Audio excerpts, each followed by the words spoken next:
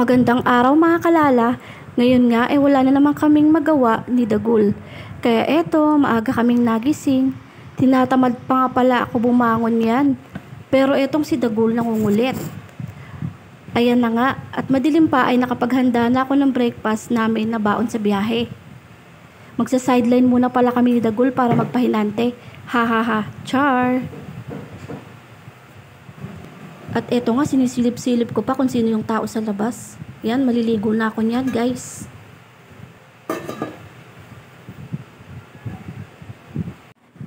Ay, sandali pala, nakalimutan ko palang itimpla ng gatas si Dagul. Ayan. Naubos nga pala yung baon namin sa biyahe, guys. Kaya dumayo muna kami ng kain. Dito po yan, sa may Mermar, sa may Highway 2000, sa Taytay, Rizal.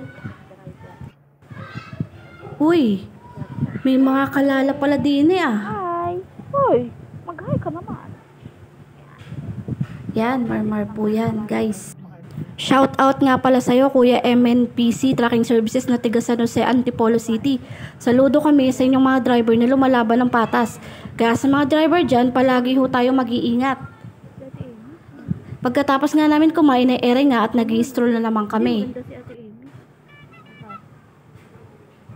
O ayan, pati si Kuyang Kalala Move. Papalis na rin. Ingat kuya, ride safe po. Ay, lalamog din pala yun.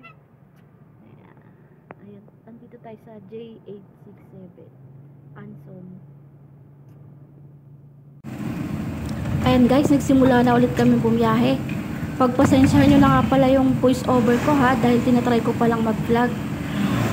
Salamat sa panonood. Please like, share, and subscribe. Bye-bye!